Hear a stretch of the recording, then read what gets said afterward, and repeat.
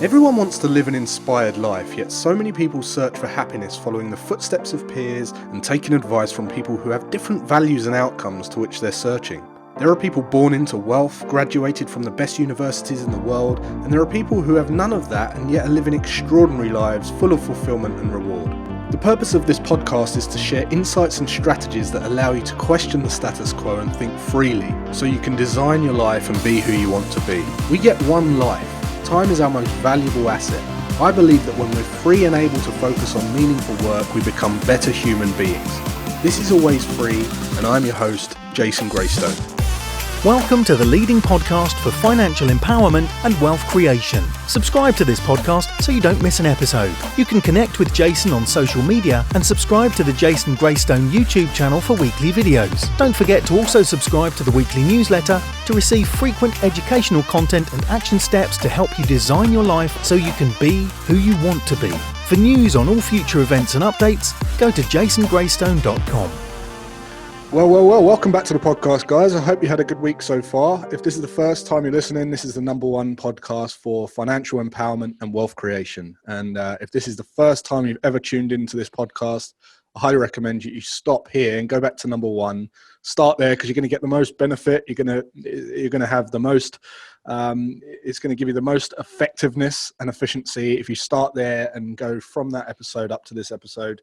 But feel free to listen to this one first before you go back there as well. So today, as you know, those of you who listen all the time, you know this podcast is all about wealth creation. And you know that some of the components of wealth creation are to do with assets, they're to do with your lifestyle, and they're to do with the types of income stream that you can generate that allow you to be mobile, flexible, free, passive. And the relationship between those three things really is what builds your level of freedom. And many of you have heard me talk about business and the importance of income growth through business. And you've heard me talk about leveraging different assets throughout this podcast, such as personal brand and digital assets like videos. And obviously on the other side of that we talk about assets in terms of investing assets, like assets that we want to invest in and put our money to work in. And it baffles me at how many business owners out there try to invest but don't understand the importance or the difference that different assets make. Like I've been through this before where I said, just reading a financial statement. People try to invest without understanding how to read a financial statement. And then you figure out that they've run a business for 10 years and they have no idea how to read a financial statement. And the mind boggles. It really does. It baffles me. So today we're in for a treat because we're going to be talking about assets and the importance of assets, but also what difference they can make to your life in terms of business. And we've got a very, very special guest, Julie Barber, who is an absolute expert, number one author of a great book called Investor Ready. And Julie has over 20 years experience in consulting, and she specializes in innovation, business innovation, transformation, and making businesses investor ready. So to scale up, and she uses her experience on being on the buy side of corporate investments to help startups and scale-ups understand what investors everywhere are looking for, in her own words. So this is going to be a good session, because whether you've got a business right now and you're looking to add assets to that business to leverage and scale and grow, or grow value in your business, or you want to understand about what these different assets, what the difference these assets can make into the value of a business, even if you're investing in a business. Either way, you're going to get a lot of value from this podcast. So really excited to have on Julie. Thanks for coming on, Julie. Welcome to Always Free. Thank you. Awesome. So what I want to talk about first is some of the listeners will be thinking, okay, so how does this fit with me? So we got business owners, we've got entrepreneurs listening to this, we've got people who are starting companies, and we've got people who are just looking to invest in companies. Particularly for those who are in a startup or in a business or entrepreneurs, and they're facing some struggles that they don't even know that they've got really, or they don't know why they've got them. You obviously help them overcome a massive problem, but before they understand what that problem is, what would be some of the situations that they find themselves in struggling as a result of not having assets in the business? So there's kind of four areas really where you'll feel an impact if you don't have the right assets available in your business. So first of all is just in the ongoing health of your business. If you don't have the right assets available, you're not able to track whether you're on track, whether you're going off track, and to understand, directionally whether things are headed in the right place. So that ongoing health management of the company is critical. The second part is really, thinking about your long-term goals. If you've got that long-term goal driver, then if you haven't got those clearly articulated, if you haven't got assets that really help you articulate those goals, then how are you going to achieve them? So having those things written down well in measurable ways is really important. The third way that people are affected is in the case of what I call contingency. So something happens, and if you don't have assets ready in your business, then you will find yourself scrabbling. So really good recent example, COVID hits, and the government really helpfully makes available the CBILS loans, except you had to have a proper business plan to get a CBILS loan. And the amount of companies who went, haven't got a business plan, I've got to make one up now. And being in that situation where you didn't have it to hand has delayed vital money that they needed access to. So that's a really good example of contingency. And then the last one is more positive, which is opportunity. So there are also great opportunities that can come along as a business owner. And if you've got the right assets ready in the business, then it's much easier for you to take advantage of those opportunities. It could be a merger, it could be a sale, it could be any number of things. But if you've got assets ready, then you're much more able to be agile and to jump into those opportunities. Yeah, right. So you mentioned number 2 was long-term goal, and people don't really think that far ahead, and I think that's something that really hinders people down the line. So if you're listening and you want to leverage and scale and leverage other people's money and get investment, you need to be thinking about that and thinking about that from an investor's point of view. So, who's going to invest in you if you don't have a long-term plan for your business? And the contingency one, yeah, absolutely. We saw that through COVID, where people who had plans together, they kind of got out the other end. They lived to see another day, and many didn't. And it's extremely relevant right now. So what's the so if that resonates with you guys, I recommend listening on, because Julie's going to share some very, very valuable insights. So obviously the benefits to having all that in place would be the opposite, right? You're going to live to see volatile markets. Through volatile markets, you're going to live to see investment. You're going to be able to attract investment. You're going to have a healthier business all round. When people think that they're kind of building some assets in their business, then what are some of the mistakes that they make? Like when they try and cut corners, or they think that they're working on assets, but they're not really. Sure. I think just before I get into mistakes as well, the other real benefits of having proper business assets is not just about what your business achieves, but it's how you react as a person. So you feel more professional and you feel less stressed, because you're not scrabbling at the last minute to try and pull things together. You've just got it. You can just take, I've got that ready, that's okay. So actually, I wouldn't ever discount the power of having assets as kind of adding to your personal confidence as a business leader. Absolutely. So I think that's really important. So key mistakes that people make. The biggest mistake is that they don't understand what the people who would use those assets really are looking for. So then they don't know what to put into them. So and assets is a big wide term, but let's say a business plan or a pitch deck. If you don't understand what the readers of those documents will care about, then it's impossible to get that document right. So that's the biggest mistake I see overall. I think beyond that, the other big mistakes are understanding how and when assets will be used.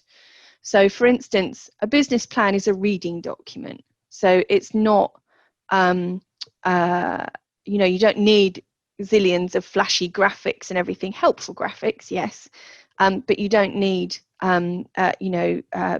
big flashy images all over a business 50-page plan. presentation, right? Yeah. Yeah. Whereas a pitch deck also could have two uses. So you might have a pitch deck that you want to send to people by email. So that would have a bit more text on it because you're not there to say the words. Or you might have a pitch deck that you're going to need to actually present in person, in which case you want them to listen to your words and not try and read the screen. So your pitch deck for that purpose must have less words and more pictures. So you've got to really think about the purpose of the asset and the end user and how they will receive it to make sure that you construct it in the right way as well. So I think those are some of the biggest ones that we see. So building with the end in mind, kind of thing. Reverse engineering. Yep. Yeah. Okay, so then when it comes to, you're obviously highly skilled and an expert in the field. You, as I say, #1 best-selling author. Congratulations on the book. Thank you. It's a great book. I've read it about 1.5 times, and it's a great book. You've got a lot of experience. So what people are going to be asking then? Well, okay, well, what is important? What should I focus on? And what are the benefits of each of these assets? What assets do I build? So could you share a little bit on that? Sure. So depending on what you're doing, there are 2 or 3 basic assets that any business should have, and you can probably add a fourth to that. So every business should have a brochure that describes its services that you can use. That's a tangible thing that you can give to people or send to people, especially in days when you can't meet them face to face because they're on Zoom, but you can send them something in the post so it feels more tangible that they get something about your company. But once you're looking at a real kind of growth and opportunity and everything, then the assets that you really need are a pitch deck, a business plan, and if you are close to moving forward on an opportunity or raising investment, then you also need something called a data room. So a data room is an age-old term from the point when there would be a physical room, and if you were going to invest in a company or buy a company, that company would put all its information into a physical room, boxes and boxes of information, and your lawyers and your accountants would do due diligence on all of that data and check whether what the company had said is right. So now, thankfully, that doesn't generally happen in person, and it's not all paper, it's all electronic. So it's in things like Dropbox or specific online services that provide data rooms. Which is an asset in itself, right? Yeah, like if you've still got a room with boxes in it, get that into an online asset. Absolutely. So a data room is invaluable, and they take a long time to put together. Don't underestimate how long it takes. Even if you've only got a small company, you'd be surprised how much information you actually need to provide. But if you do it from early on, at the outset, it's not as overwhelming. It's not hard, is it? It's just a routine. It's not. But I mean, to give you an idea, I suppose when we're working with our clients, the basic checklist that we give to an early stage company has 150 items on it, and quite a few of those are headline items that just say things like contracts. So you might have 20 documents under contracts, or so it can be quite sizable. And the bigger and more complex your company gets, the bigger and more complex does your data room get. So those are the big three: pitch deck, business plan, data room, and then of course brochure from a sales perspective as well. Okay. And when it comes to the business plan, what's your advice around a business plan? Because lots of people think, oh, I don't know how to write a business plan. I don't know what it needs to consist of. Does it need to be 50 pages, 60 pages, 1 page? What are the kind of key elements? How do you make that thing streamlined and efficient and powerful and, pack a punch? Sure. I think there's a excuse me. I think there's a couple of pointers, I guess. So one is come back to, who's the audience for. So if it's just for you and you're not intending to do anything dramatic like sales and sale of your business or to raise funding, then you could do a more pared down version of a business plan that allows you to do it more quickly and keep it as a living document that you can update and use on a daily, weekly, monthly basis.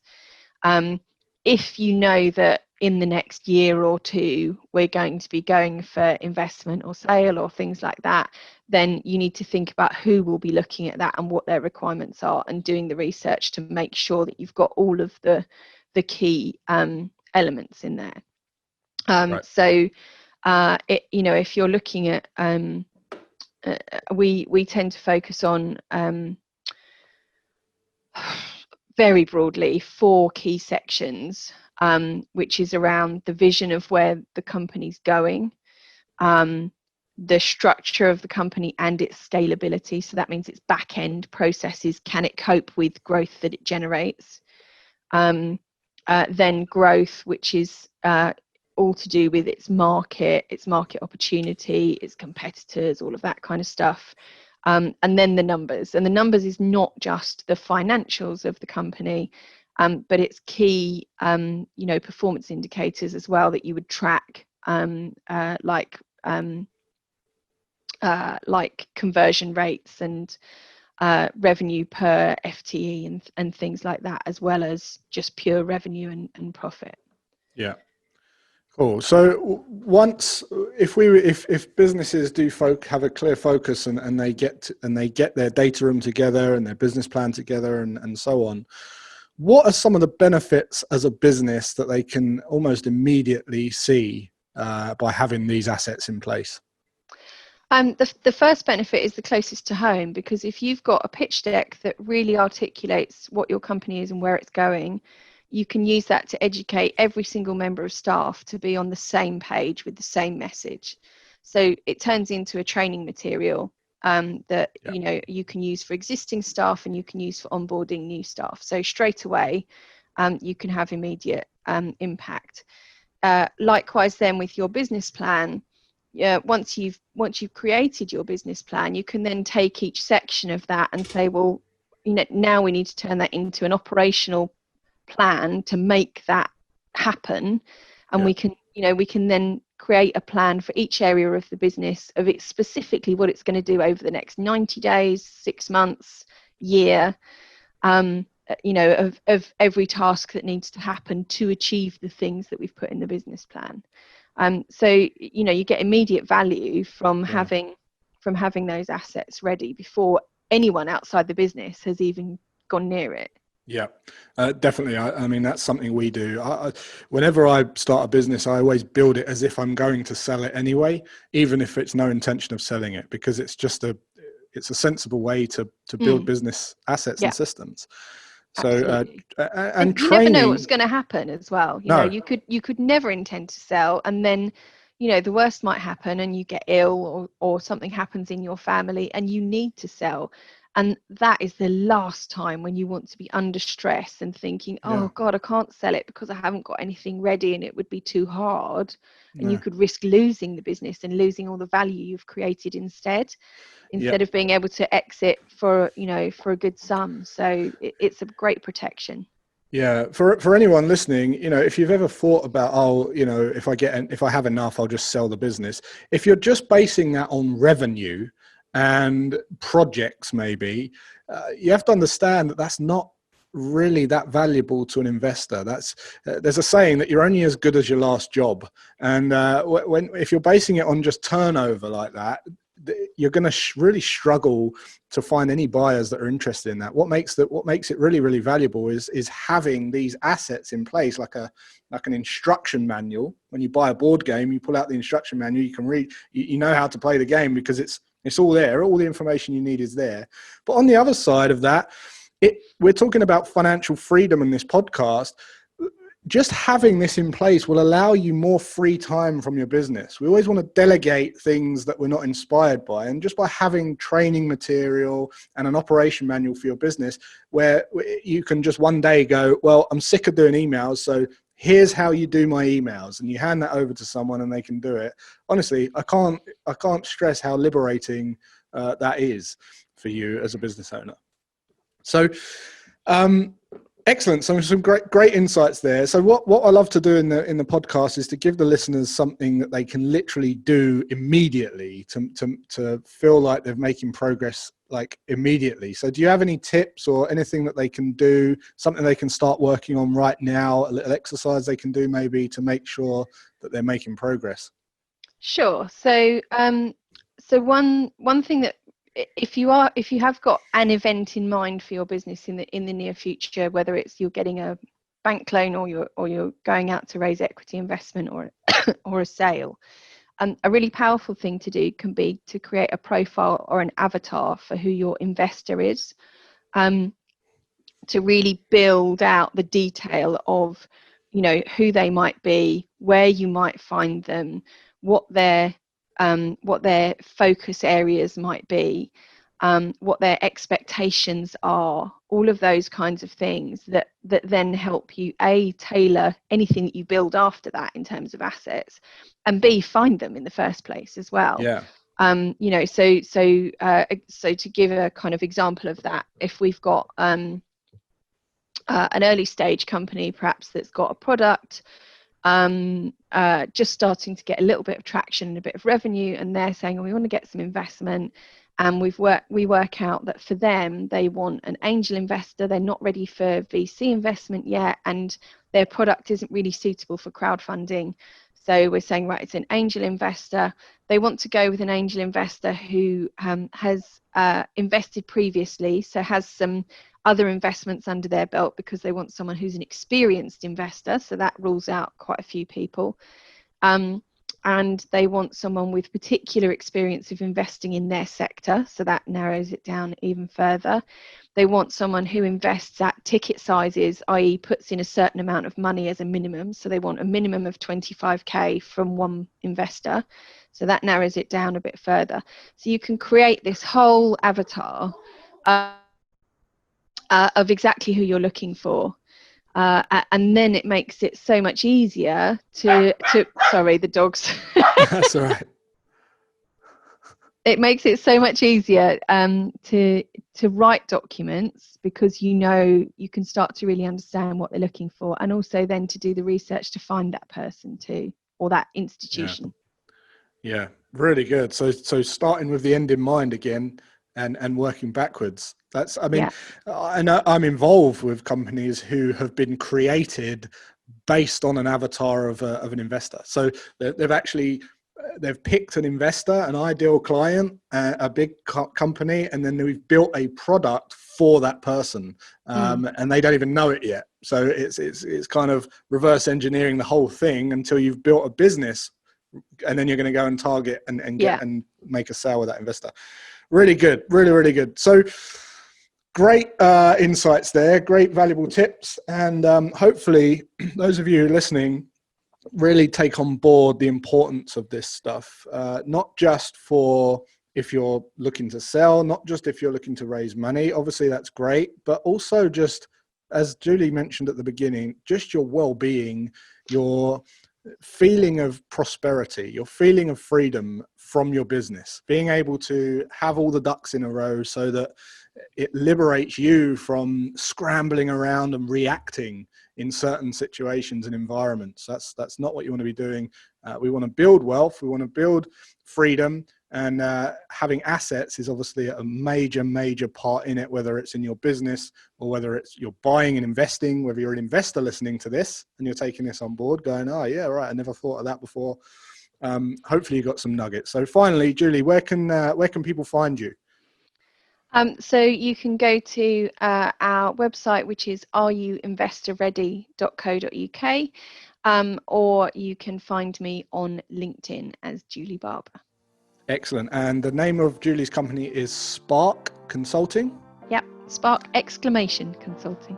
Spark Exclamation Consulting. Find her on LinkedIn. And as I say, go and grab the book. It is well worth a read. It's a 270 page book, but it is jam-packed with nuggets, really valuable information. There's no fluff. It's just hard hitting, straight to the point, everything you need to know. Really good book. So thanks for coming on, Julie. And until next time, guys, have a great rest of your day and weekend. And I'll see you then.